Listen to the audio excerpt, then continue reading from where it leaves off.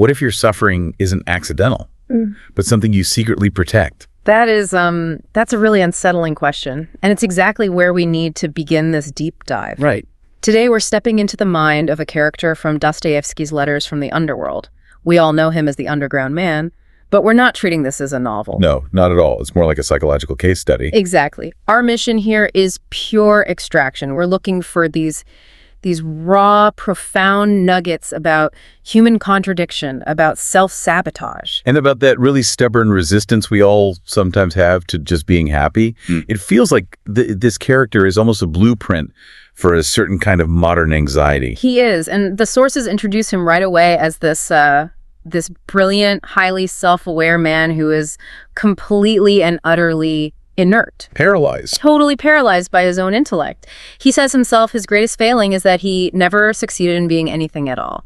Not a villain, not a hero, not even an insect. He just sort of crouches in his underworld. And analyzes every single reason why he can't move. But the paradox, and this is the core of it, is that he seems to almost relish it. He seems to find this strange delight in his own misery. Yes, that's the key.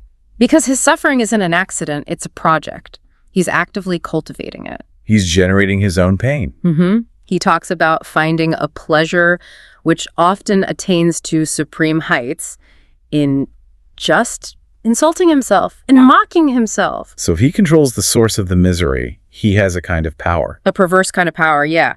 And he even shuts down any chance of feeling better.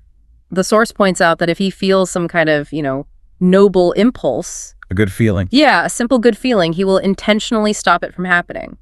Of set purpose, as he says. He'd rather stick with the misery he chose than stumble into some uncomplicated goodness. Because there's an authenticity in the pain he chooses. That's it, it's his. He's in control of his own wretched fate. And that ties right into the submission he makes, that even his anger is fake. It's just for entertainment. Oh, yeah. He talks about grinding his teeth at people in his office and feeling this little thrill when he offended them. But then he admits it was all a show. That his bitterest spleen was just him roaring to frighten away sparrows and amusing myself with doing so. It's not real emotion, it's an intellectual game he's playing with himself. He says it's irksome merely to sit with folded hands, so if he can't do something good, To do something bad, just to feel something. just to stir the pot, even if he's the one who gets burned, it's the absolute hallmark of self-sabotage. Which brings us to the paralysis, the oversensitivity. Yeah. He can't just react to things. He can. He talks about the simple man, the man of action, l'homme de la nature et de la vérité. That guy gets insulted, he gets angry, he punches someone, and he moves on. Simple, clean. But the underground man can't do that. Why? Because his consciousness is like an acid. It corrodes everything. He uses this metaphor of a mouse. The mouse feels an insult, but it doesn't just leave it there. It immediately starts multiplying it with 1,000 doubts and questionings. It builds this stinking morass of complexity around the original simple offense. So by the time he even thinks about getting revenge, The original feeling is gone. It's gone through what he calls a chemical disintegration. It's just a vapor, and all personal responsibility disappears. he's basically too smart to act. He's too smart for his own good. He knows that taking action will ultimately bring him 100 times more suffering than the initial insult ever could, so he just stews in it. And that suffering, that stewing, it validates him. It proves he's a deep thinking person. It's his proof of existence. I suffer more profoundly than you, therefore I am more real than you. It's a kind of moral narcissism. Okay, so this intense internal battle, it's not just personal. He builds an entire philosophical argument out of it, right? Yeah. An argument against rational self-interest. He does. He basically asks, if we're all so rational, why do we constantly choose things that are bad for us? He just flat out rejects the idea that we always act in our own true advantage.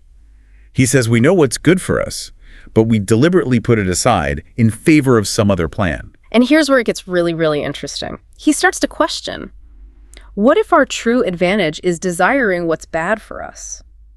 What if the most human thing we can do is to break the rules?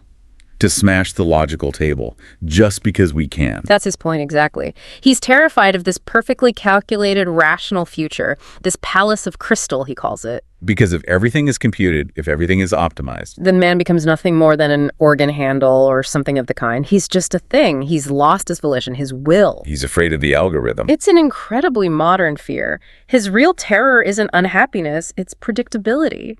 He says, our one superadded interest of interests is our own free, untamed will, our untutored whims, sometimes amounting almost to a madness. He'd rather be a lunatic on his own terms than sane on someone else's. Yes. He says man is forever striving to prove to his own satisfaction that he is a man and not an organ handle. He would purposely become a lunatic just to insist on his own chaotic self. So the ability to self-destruct is actually proof of free will. For him, it's the only proof that matters. If the only option you have is the correct one, are you really free? He would say no. Choosing the disastrous option is the only thing that proves your humanity. That just sounds exhausting. I mean, isn't that just a really complicated excuse for being a jerk? He would say you're missing the point. He has this amazing observation that man loves to attain, but not completely to attain. He's afraid of the finish line. Afraid of solving the equation, because if you solve it, you'd have nothing left to look for. The journey, the striving, that's what life is. Absolute certainty. That's a kind of death. Wow. Okay, so with that logic rattling around in his head, what happens when he actually has to interact with other people? It's a complete disaster. Let's start with the officer on the Nevsky Prospect, this obsession he has. It's the perfect example of this. An officer jostles him on the street, probably doesn't even see him. But for the underground man, it's this monumental insult. And he spends months plotting his revenge. But the revenge he plots is, well, it's insane. At first he imagines a duel. Then he writes this letter that's so attractive, he hopes the officer will just fall on his neck and become his best friend. He doesn't actually want to fight. He wants validation. He wants to be seen. Exactly. And when all that fails, he settles on just bumping into him, violently colliding shoulder to shoulder in the street. It's the 19th century version of sending a passive-aggressive emoji. That's a perfect way to put it. And he feels transported with delight afterwards. Why? Because he publicly placed myself on an equality with him. He didn't win. He just proved he existed, that he wouldn't move. It's victory that only happens inside his own head. But it gets so much worse. The self-sabotage hits its absolute peak with Lisa, the young woman from the brothel. Right. He gives her this big, beautiful speech.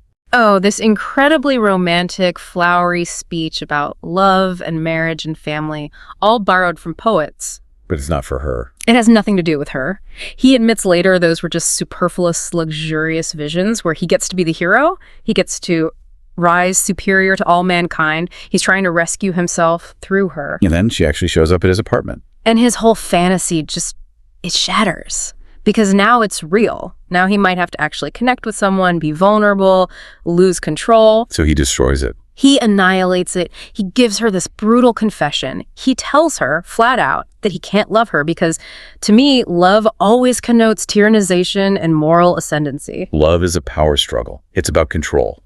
He can only be in a relationship where he's the one judging, the one on top. Any kind of real mutual affection is terrifying to him. It means he'd have to come out of his underworld, out into the light, and that fear of exposure is what drives the final cruel act. He tells her the whole humiliating truth. That he'd just been insulted at a dinner party and went to her place to vent all my rage and venom upon you. He used her as an emotional punching bag. And then, the lowest blow of all. What's that? He admits he was trembling with fear lest you should come to his house. Because he knew if she did, she'd see him for what he really was. A worm upon earth, his words. The foulest, the most ridiculous worm upon earth. He chose the certainty of his own self-hatred over the terrifying possibility that someone might actually care for him. He chose misery over happiness. Which brings us to the final, really uncomfortable question. How much of this is just him? And how much of it is in us? Well, he insists it's universal. He says, I have only carried to a finish in my life what you have never even dared to carry halfway. He's pointing the finger directly at the reader, at you. He's saying you cheat yourself all the time by mistaking cowardice for prudence. You choose the comfortable lie over the ugly truth about your own motives. He claims he's more alive because at least he confronts the ugliness, even if it makes him miserable. But here's the final contradiction, the ultimate twist. The ultimate twist. After pages and pages of this raw, brutal confession, he pulls the rug out. What does he say? He says that not a single syllable of it enjoys my confidence. He says, I believe it all, but at the same time, I suspect that throughout, I've been lying like a gray mare. So the man who built his entire identity on brutal honesty admits that his confession is probably just another performance. Another lie. He says he wrote it all down to try to be really open with oneself, but he knows his own vanity infects every single word. He can't even trust his own self-hatred. So, to sum this all up, his whole struggle is a refusal to be simplified, to be put in a box. He resists the easy path of reason because losing his free will, even the will to suffer and make terrible choices, is worse than anything. It means becoming that predictable organ handle. So his misery becomes the price he pays for his own conscious self. We spent this deep dive with a man who hid in his own consciousness, was paralyzed by it, but still claimed a kind of authenticity through all that self-inflicted pain. And if we accept his premise, even for a second, that his struggle is just an extreme version of something we all share. When you look closely at your own life, at the choices that frustrate your happiness, how often is that frustration just the result of a calculation gone wrong? And how often is it the secret, fiercely protected expression of your own unfettered will?